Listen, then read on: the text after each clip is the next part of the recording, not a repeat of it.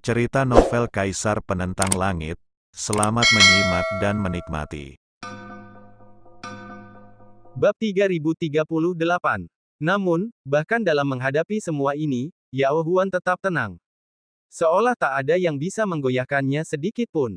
Tiba-tiba ia menyerang, dan di dalam lautan darah, pepohonan kuno tiba-tiba tumbuh, akarnya tertanam kuat di dalamnya.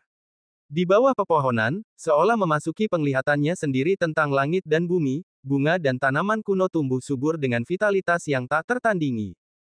Dengan lambaian tangannya, sebuah herba tiba-tiba melompat ke udara. Darinya terpancar aura reinkarnasi setengah langkah. Apakah ini herba reinkarnasi setengah langkah kuno? Semua orang tercengang. Penglihatan lain di dalam penglihatan. Menciptakan penglihatan di dalam penglihatan yang diciptakan oleh fisik orang lain, metode Yao Huan sungguh luar biasa. Awalnya, lautan darah itu milik penglihatan Suetu tentang langit dan bumi. Namun kini, dengan munculnya penglihatan Yao Huan, ini bukan lagi tempat perlindungan Suetu. Pemandangan ini tak terbayangkan bahkan oleh Suetu. Sepanjang keabadian, metode seperti itu jarang terlihat. Itu jelas auranya sendiri, dan ia bisa mengendalikan semua kekuatan untuk menghancurkan orang lain. Namun, entah mengapa, menghadapi aura Yao Huan, ia tak mampu menghentikannya. Yao Huan baru saja memasuki tahap reinkarnasi setengah langkah.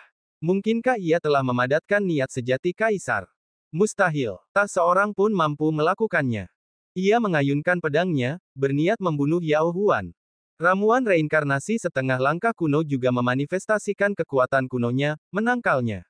Hal ini menyebabkan retakan muncul pada pedang raksasa itu, sementara ramuan reinkarnasi setengah langkah tetap utuh. Keheningan menyelimuti sekeliling. Semua praktisi menatap dengan takjub. Yao Huan, yang telah mengerahkan seluruh kemampuannya, begitu kuat. Di dalam aura lawan, ia berpose tak terkalahkan. Melihat ini, Lin Yan merasa lega. Ia kemudian bergerak dan sekali lagi memadatkan rune. Akhirnya, ketika rune terakhir terbentuk, Lin Yan menghela napas lega. Kondensasi. Lin Yan, memegang pedang surgawi mendalam, turun dengan kekuatan tiba-tiba. Seketika, formasi pembunuhan abadi diaktifkan. Formasi itu meraung, melepaskan kekuatan tak terbatas, menyerbu langsung ke arah para kultivator klan es dan klan darah. Banyak kereta perang kuno dan binatang buas kuno hancur berkeping-keping di dalamnya. Bahkan Kaisar Langit pun tergerak saat ini. Ia asyik dengan pertempuran dan belum meliriknya. Kini, tatapannya terpaku, terpesona. Dengan kekuatan sebesar itu, bahkan Kaisar Langit pun bisa langsung tercekik. Suenan berdiri di samping, wajahnya pucat pasi. Hingga saat ini, baik Lin Yan maupun Ling Qi sama sekali tidak meliriknya. Si jenius itu, sama sekali diabaikan. Hal ini meredupkan matanya. Aura yang terpancar dari formasi pembunuh abadi ini semakin bergetar. Menghadapi kekuatan sebesar itu, bahkan Kaisar Langit pun tak mampu menahannya, apalagi para kultivator di bawahnya. Saat formasi itu muncul, Lin Yan menyegel aura di sekitarnya. Ia ingin memusatkan segalanya di area ini. Ini juga mencegah darah, energi, dan vitalitas keluar. Pada saat ini, tiba-tiba terdengar gerakan di kejauhan. Setelah gerakan itu, pemakaman Wuji, pemakaman jiwa, dan tempat-tempat lainnya menjadi sunyi. Lin Yan tidak terlalu memperhatikannya. Lagi pula, ini seharusnya hanya sebuah formasi di tanah terlarang kehidupan dan kematian, dan tidak ada seorang pun yang pergi. Namun, dari arah gerbang berdarah, seberkas cahaya tiba-tiba datang. Bau darahnya begitu kuat hingga membuat banyak orang merasa mual. Kultivator ini juga tampak merangkak keluar dari genangan darah, tubuhnya berlumuran darah, pemandangan yang sungguh mengerikan. Tetesan darah, ini adalah wakil pemimpin klan darah lainnya. Apa? Mantan kebanggaan klan darah, tetesan darah, juga telah bergabung dengan klan darah dan menjadi wakil pemimpinnya. Klan darah sekarang memiliki dua wakil pemimpin, keduanya berada di tahap reinkarnasi setengah langkah. Banyak kultivator terkejut. Bahkan ras manusia klan es tidak mengantisipasi apa yang mereka lihat. Pantas saja para tetua membicarakan kekuatan klan darah. Apa yang kita lihat bukanlah kekuatan penuh mereka, klan darah sungguh menakjubkan. Hingga saat ini, pemimpin klan darah belum muncul. Dua reinkarnasi setengah langkah bersedia menjadi wakil pemimpin. Kekuatan pemimpin itu tak terbayangkan. Petik 2. Apakah itu kau? Menatap Lin Yan, tetesan darah berbicara dengan dingin.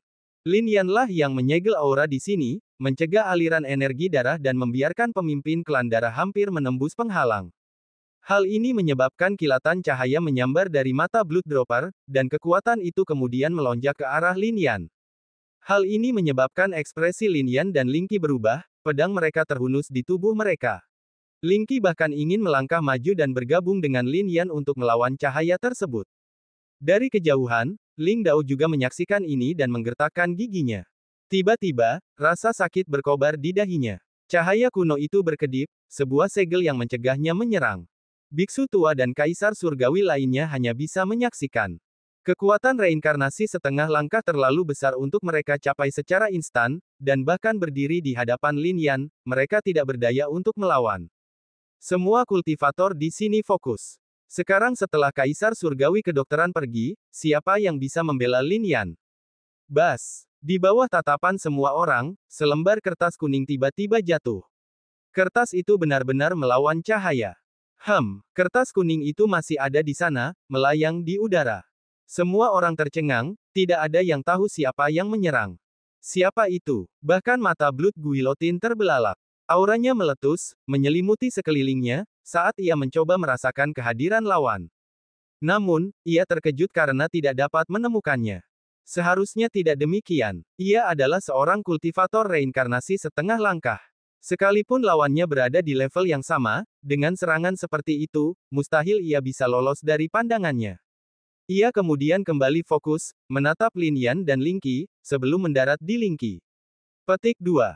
Apakah itu Nanhai? Hari ini salah paham. Aku hanya akan membunuh Lin Yan, bukan siapapun dari Nanhai. Dari awal hingga akhir, ia tidak menyerang Ling Qi. Hal ini mengejutkan banyak orang. Bahkan vampir sekejam itu pun menunjukkan rasa hormat yang begitu besar kepada Nanhai. Kekuatan Nanhai sungguh mengerikan. Hal ini mengingatkan banyak kultivator pada biarawati tua Nanhai. Ia telah membawa Ling Qi pergi, tetapi telah menyatakan kepada dunia bahwa Nanhai tidak ada hubungannya dengan Lin Yan.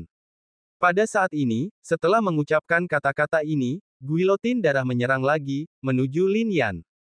Cahaya darah berubah menjadi panah darah, melesat lurus ke dahi Lin Yan. Berdengung. Namun, kertas kuning itu bergetar, dan sekali lagi menahan kekuatan semacam itu. Banyak praktisi tercengang. Tetesan darah juga kebingungan. Segala sesuatu di depannya berada di luar imajinasinya. Mungkinkah pihak lain itu bukan dari Laut Cina Selatan? Siapa lagi? Bas. Namun, sesaat kemudian, pori-pori tetesan darah tiba-tiba mengecil. Ia merasa seperti terjepit. Ia jelas tidak merasakan napas di sini, tetapi entah mengapa ia bisa merasakan niat membunuh yang kuat, siap membunuhnya kapan saja. Mungkinkah? Banyak praktisi terkejut, tetapi Zhu Tiandi memusatkan pikirannya dan menatap kertas kuning itu. Di kertas kuning itu, sebuah kata, bunuh perlahan muncul. Sepertinya itu benar-benar sekte pembunuh darah.